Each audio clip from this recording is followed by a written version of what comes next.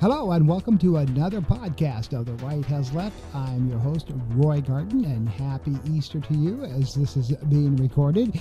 There has been so much going on in the White House this past week with the Trump administration, and I've got a lot to cover, as always, so let's go ahead and get right into it. The first thing that we need to cover is, of course, the Supreme Court in breaking news. And that is right. The U.S. Supreme Court issued a ruling last Saturday, this past week, blocking at least, for now, the deportations of any Venezuelans held in northern Texas under an 18th century wartime law. The justices instructed the Trump administration not to remove any Venezuelans that are presently held in Texas under the Blue Bonnet Detention Center where they're being held until further orders of this court. Now, of course, as always, Justice Clarence Thomas and Samuel Alito dissented from the majority opinion because obviously they are Trump's little boys there in the Supreme Court and basically do and rule on anything that he tells them to rule on. So, that's basically how that goes. Now, to talk about that briefly, of course, as I said, it's a temporary hold. So, and Trump, of course, has already appealed that, and he wants to go back and make sure that, they maybe change their minds, which may be a little tough. And I think there are signs now that the Supreme Court is beginning to feel the pressure from, American citizens about some of the things that he has been getting away with, although they've said that they've granted him lots of extra power, especially Clarence Thomas, since he seems to be the big cheese there on the Supreme Court. They're starting to have a little dissension among the Supreme Court justices about what has been going on. So you really can't blame them. So I have to give them kudos for that. Other breaking news, of course, is J.D. Vance. And you've probably seen this last week. He is, of course, the former senator from Ohio, and he was greeting the Hawkeyes for their big NCAA win in football. And you saw what happened. Watch this.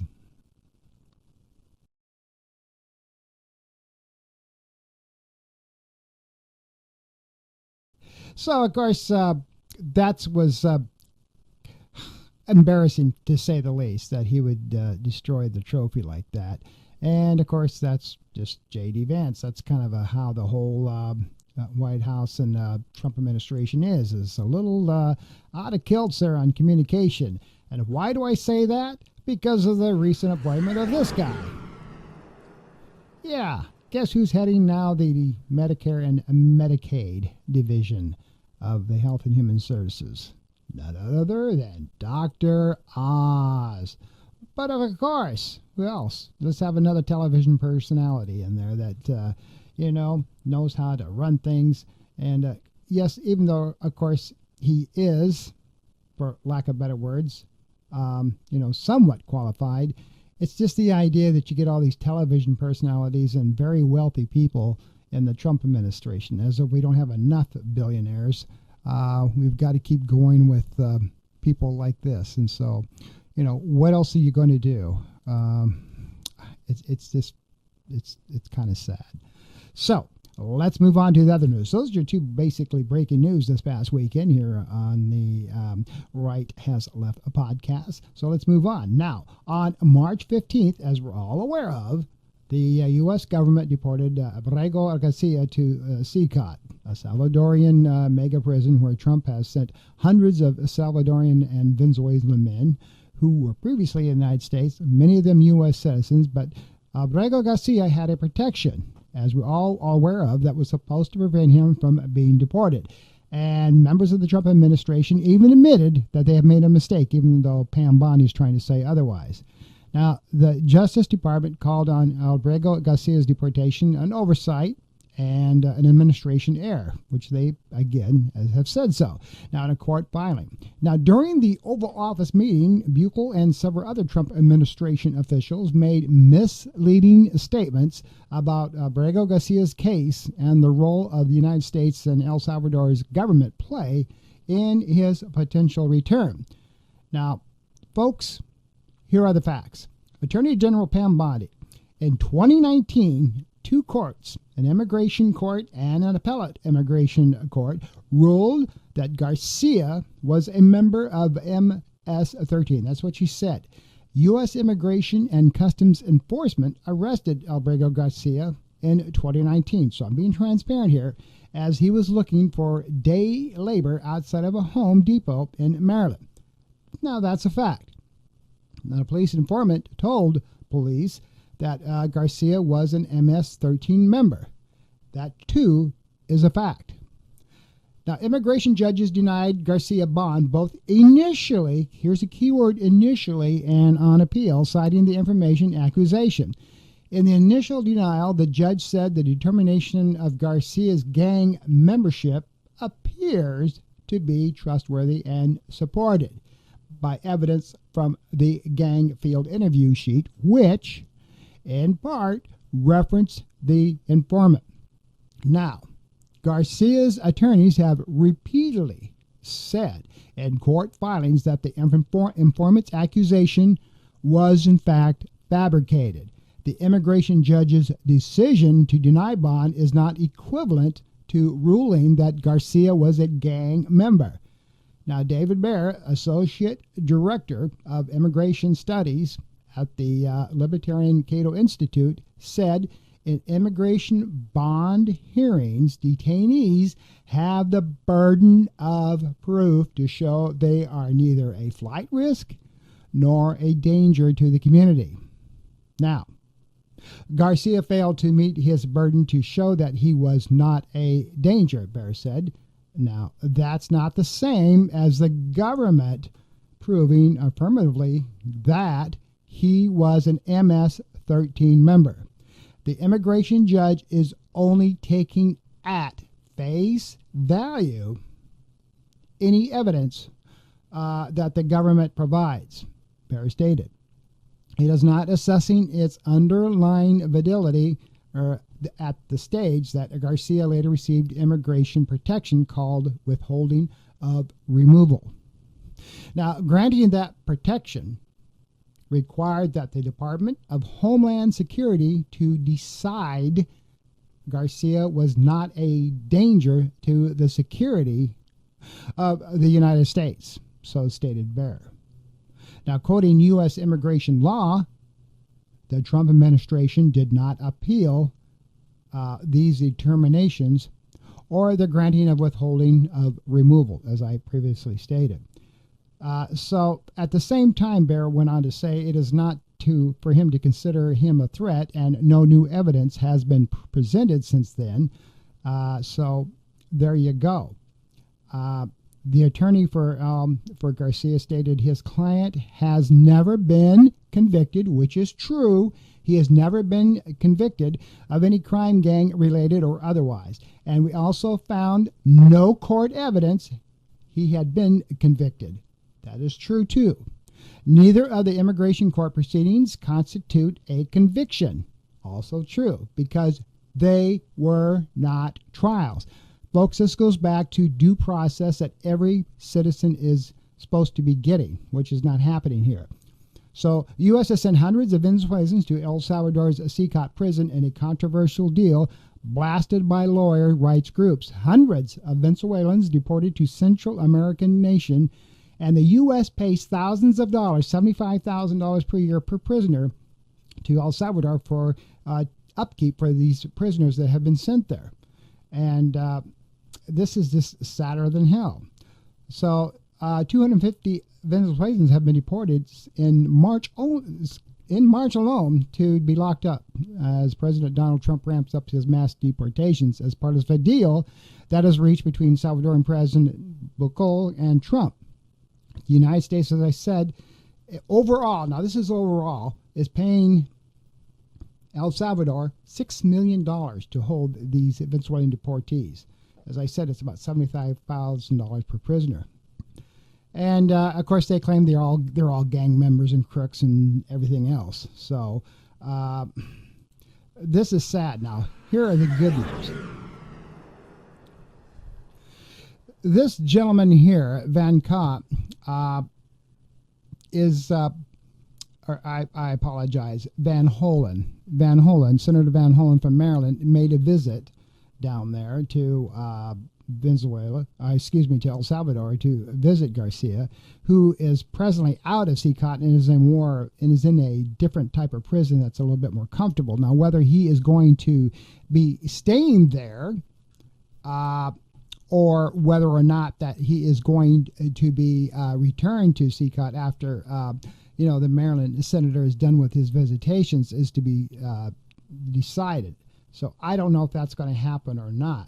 But, for the thousands of dollars that they're paying to keep all these prisoners, including Garcia, as you see there, is to be decided. But, folks, this is just flat out sad.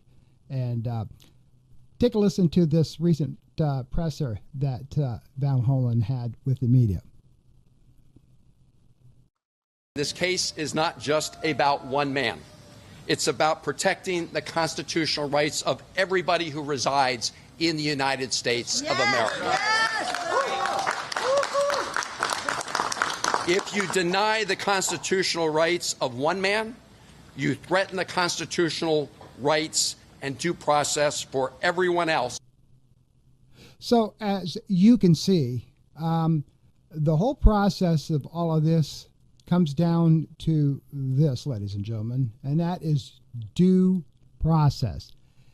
Anyone who is been convicted for any crime is entitled to due process. Neither Garcia or all the other hundreds of immigrants that are supposedly been charged with some sort of a felony and has been deported is entitled to due process. That's the Constitution here in the United States, and none of these people are getting that. And that is what the sticking point here is.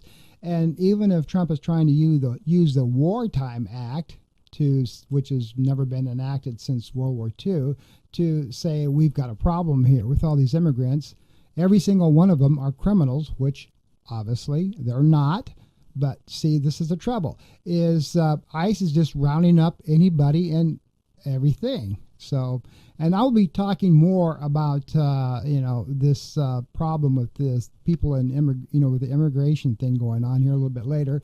But, I want to get on to other news because that part is just kind of depressing. So let's move on.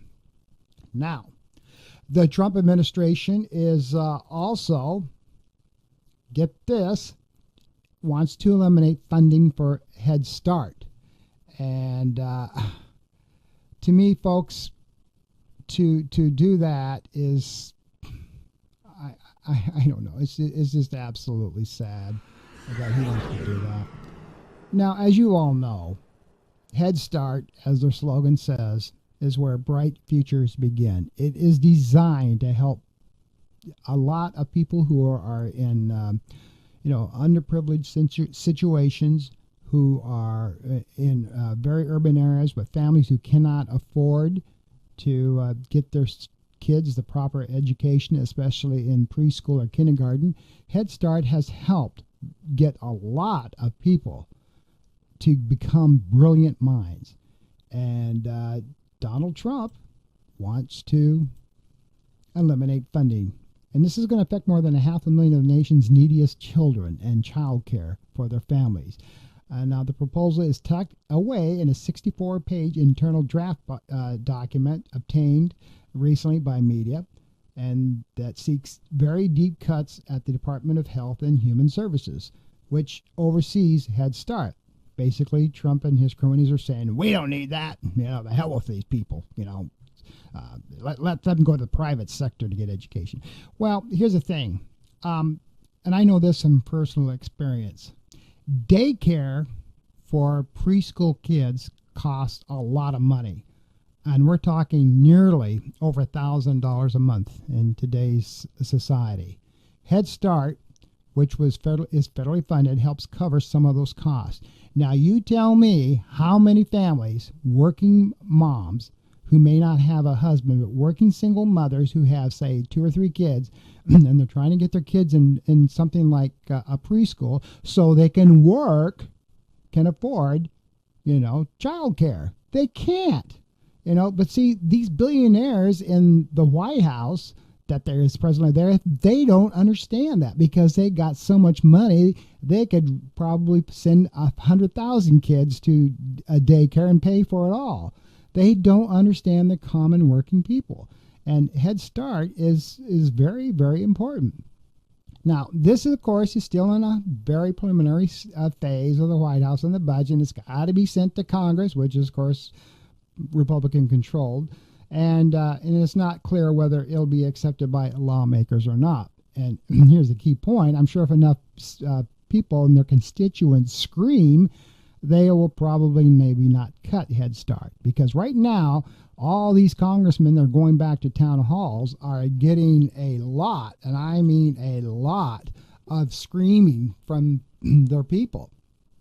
And I know right now a lot of people in Congress, both in Congress and in the Senate, they are literally scared right now of Donald Trump. And that's why they're basically doing whatever he says, because they are scared. They have been literally threatened by some of his staff people if they don't vote the way that he wants them to vote. And that is scary as all hell when you are afraid to say anything different than what Donald Trump wants because you're scared to death. And I don't know what else one can do. But you've heard that from an Alaskan senator who finally broke the ice and said, people are voting the way they're voting because they're scared of the Trump administration. They're afraid. They're afraid that what will happen to them. And Donald Trump wants to again overhaul education in the United States, as you're well aware of, by cutting the Department of Education, and Head Start is part of that. If you're going to eliminate Head Start, and you've got working moms and dads that need to have some sort of child care in place for their preschool kids who are not in grade school or high school yet, what are you supposed to do? They're trying to work and make a living, and they were looking for some kind of assistance so they can put their kids in preschools. Not everybody can write a frickin' $1,200 a month check for their kids. And I don't know what you need from these people that to basically lack of a better word, help the common working family than what you see there. So I don't know, ladies and gentlemen. Head Start has been around for forever, and to say that to cut it it's just flat out scary. So anyway, let's move on with other news. So last week, of course, officials at Harvard University were trying to figure out what the Trump administration wanted to do with the school to combat anti-Semitism. So the government made some straightforward demands. And you know what those demands were. Now the Supreme Court is backtracking, or not Supreme Court, but the White House administration's backtracking, said, well, we never said that, we wanted all of that done. That was a mistake. So please don't take that letter seriously. Well, they already have. So, they sent them a 5-page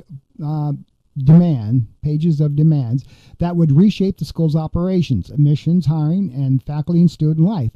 5 pages, folks. And it took less than 72 hours for Harvard to say no. And God bless them for standing their ground. Now, the decision is the most overt defiance by a university since President Trump began pressuring higher education to conform to his political priorities. And it came after leaders at Harvard during an intense discussions over this past week, and you determined that what the government really was wanting represented a profound threat to the 388-year-old university's independence and mission.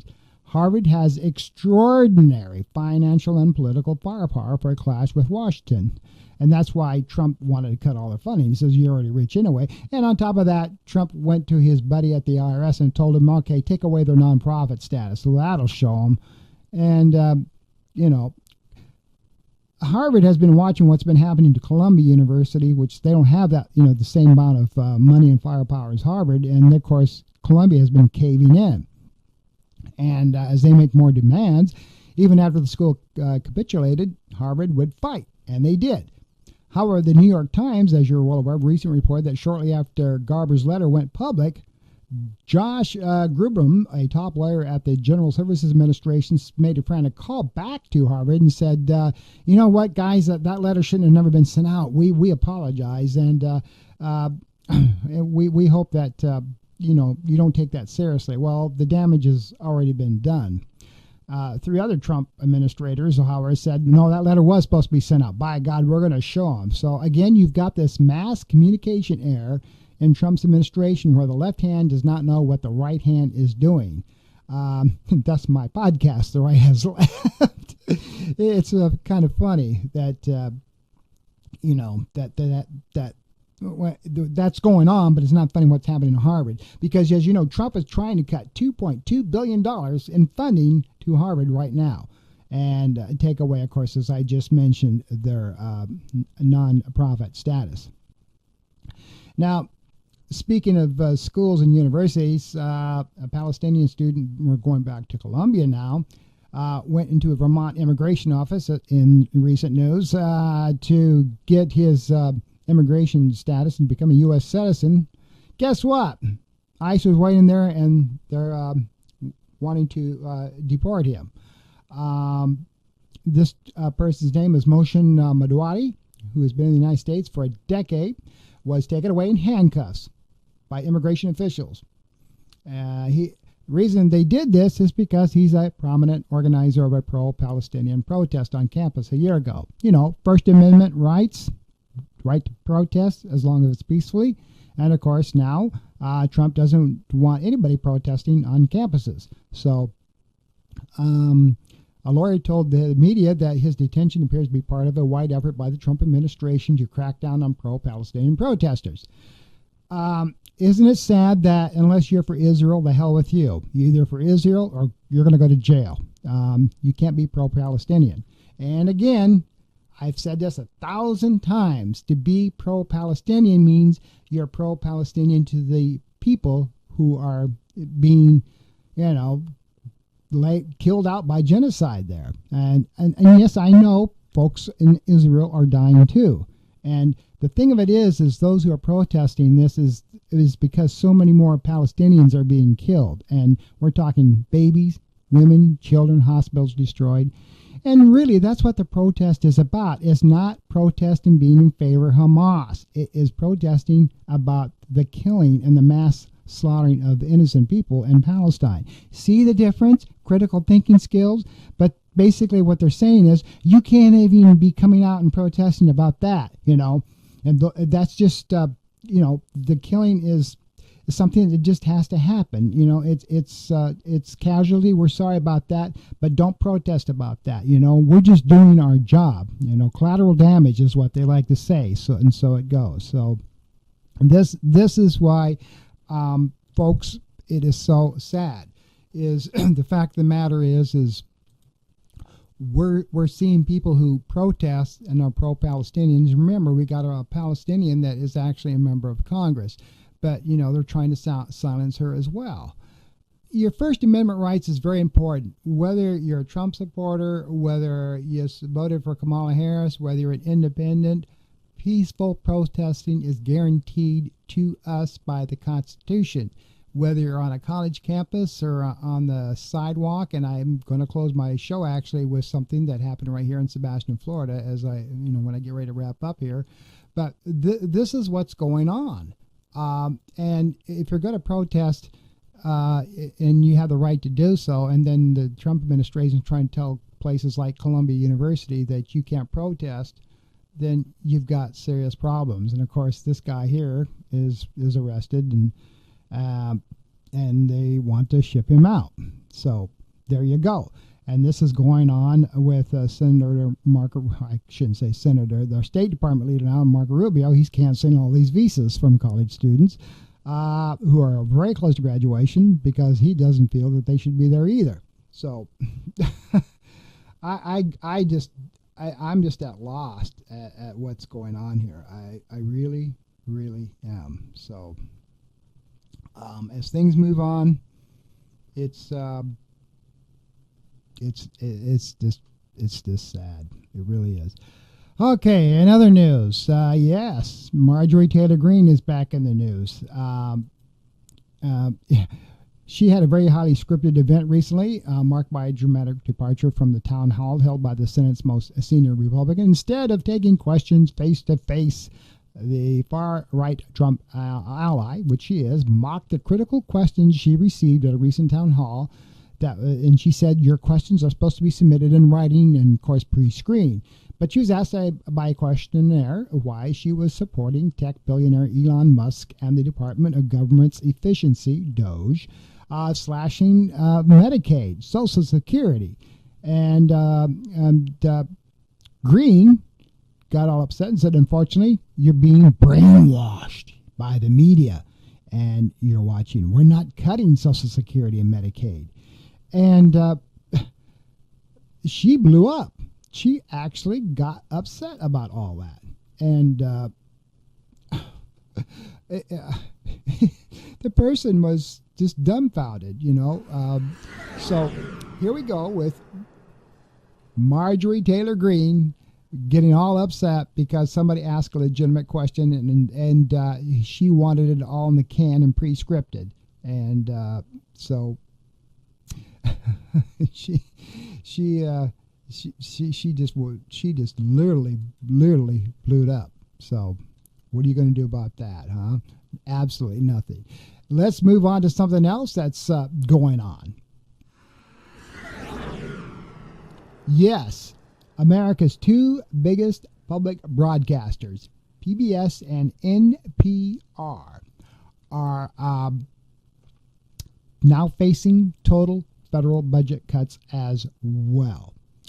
And it's an up or down vote over the federal funding for the first time in decades. Yes, the Trump administration, again, does not see PBS or NPR as worthwhile. And he wants their budget cut too, because he feels that it's a waste of money.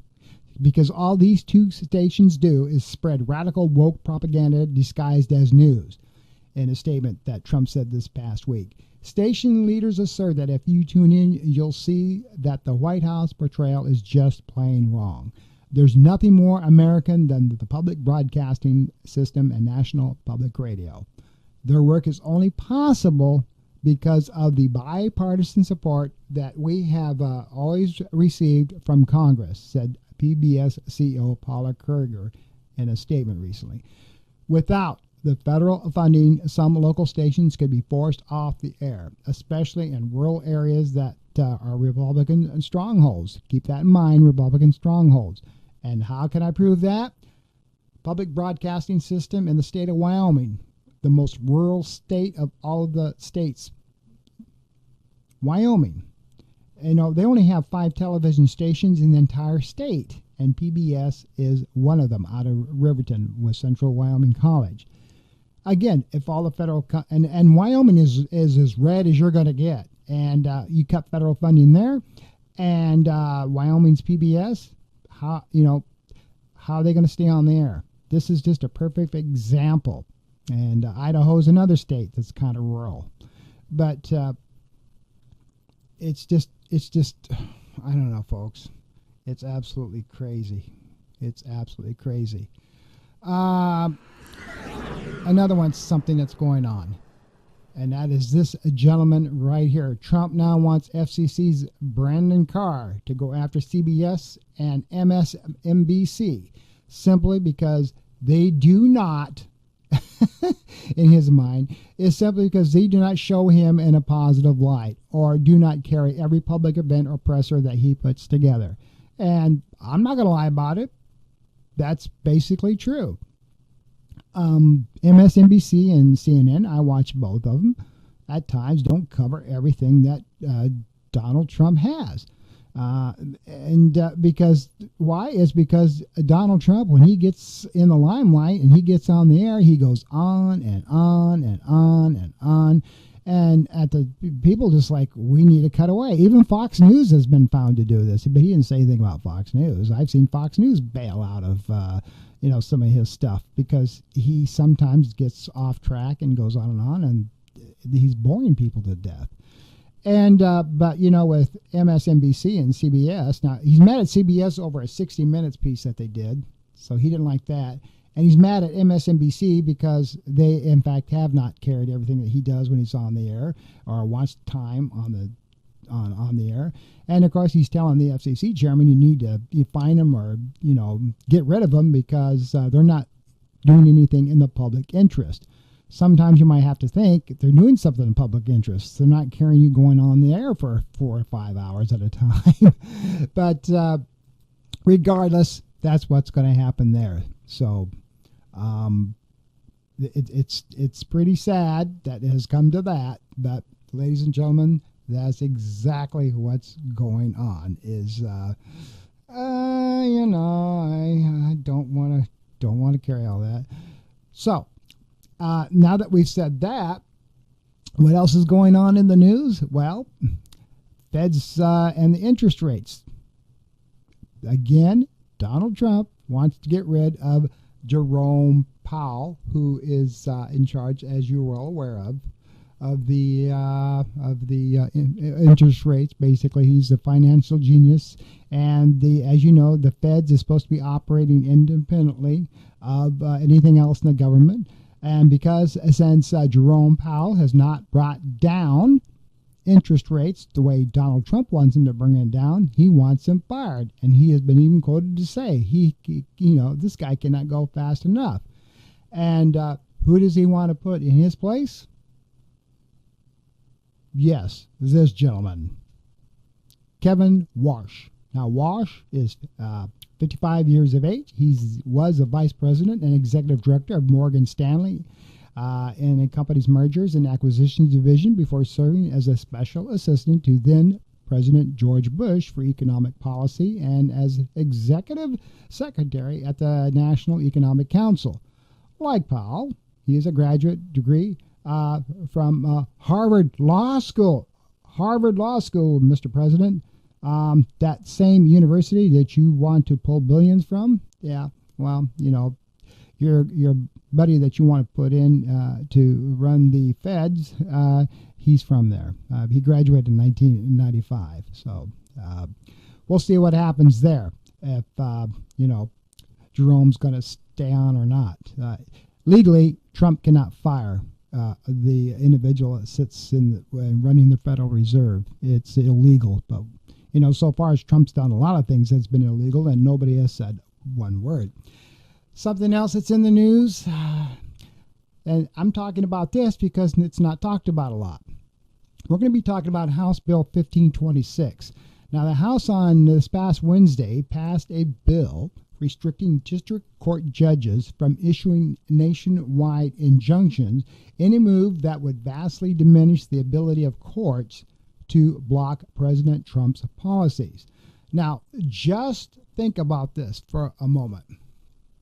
House Bill 1526, which passed the House and is now going to the Senate, is designed to block district judges from stopping any of Trump's activities. This is going more and more and more to an authoritarian government where Trump will have free reign to do whatever he wants, just like a king that runs a monarchy or how, a fascist government runs. Now, I'm not saying we're there yet, but he wants to remove any and all checks and balances. He's already got the fear of God instilled into our Senate and to our Congress, which is all Republicans. Dear God, if you venture any way, shape, or form out of what I want. So the next move is, and of course, he got the House to pass it out of, fear of God. He wants to get rid of all the district judges so they cannot block anything that he wants to do. Seriously, to do this, and it's called the No Rogue Ruling Act. The legislation and the Republican Darrell Issa, Republican from California, he started this and got the bill passed, would limit judges to provide relief only two parties directly involved in the suit. The bill passed in a 219 to 213 vote, and of course it's that close because of the Democrats. See, the House is, the Republican majority in the House is extremely narrow, and when we come up to midterms in the elections, this could change because people are getting fed up. But it would bar the district court judges from issuing a nationwide injunction, even when the matter has an impact across the country. And this would, of course, be undercutting numerous lawsuits challenging Trump's directives. Since President Trump has returned to office, left-leaning activists have cooperated with ideological judges who say they have sought out to take their cases and weaponize, nationwide injunctions to stall dozens of lawful executive actions and initiatives. This is what Asa said from California. That's what he said. So, let's just get something else going on there where nobody has any authority to really do anything. So, again, this is pretty sad. And another thing that I want to talk about in the news that's been going on, believe it or not. Yes. ICE has detained at least 15 Navajo Nation members and questioned them during immigration raids in Arizona and New Mexico. Despite being U.S. citizens, federal agents refused to recognize tribal identification as proof of citizenship. Now, what is scary about this? Who was here first in the United States of America? Was it the Native Americans or was it the so-called white people? Who was here first? Who took away the native lands from all of these tribes? We did. And if the Native Americans are not American, then who and what is? And they refuse to identify tribal identification as citizenship. So the Navajo leaders promptly had to urge members to carry state-issued IDs at all times, which they shouldn't even have to, but they had to do this. Navajo Nation President Boo Nidron described the raids as traumatizing, while Council Speaker Crystalline Curley said many felt racially profiled and unsafe even in their own country. And DN elder and activist James Jackson condemned the detention, stating no one is illegal on stolen land. Now, I found that kind of funny. It's because, basically, back in the 1800s and 1700s, when we sent the cavalries out west, we basically did steal the land and put all of the Native Americans on various reservations throughout the United States. Arizona, New Mexico, Wyoming are perfect examples of where there's reservation. And, of course, the state of Oklahoma is about 90% reservation land there too. And again, this is the raids are all part of Trump's expanded immigration enforcement policies, which have also led to ICE conducting raids in churches, hospitals, and schools, believe it or not. And that's just plain sad that it has come down to that. Now, as I wrap things up, I'm going to be showing you a short video. This video is, as you're well aware of, there has been several days set aside for the hands-off movement. Here in Sebastian, Florida, where I have to be doing these podcasts, there was a hands-off movement held here just yesterday as I record this podcast on Easter Sunday. This particular hands-off movement, and I'm not exaggerating when I say this, is probably one of the largest turnouts that I've ever seen. Even during the elections of between Donald Trump and Kamala Harris, both parties had kind of small turnouts. At this particular event, over 300 people showed up, and no, they were not paid. And everybody had particularly their own agenda, and yes, as you can see from the video, almost a mass amount of them were seniors because they are scared of losing Medicare and Medicaid. A lot of them were, out there to protest what's going on with the education. They're concerned about their children and grandchildren.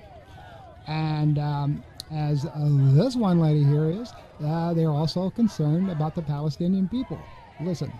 50,000 Palestinians have been murdered by AIPAC, our complicity with Israel. It is the most dangerous, destructive superpower pack for our country.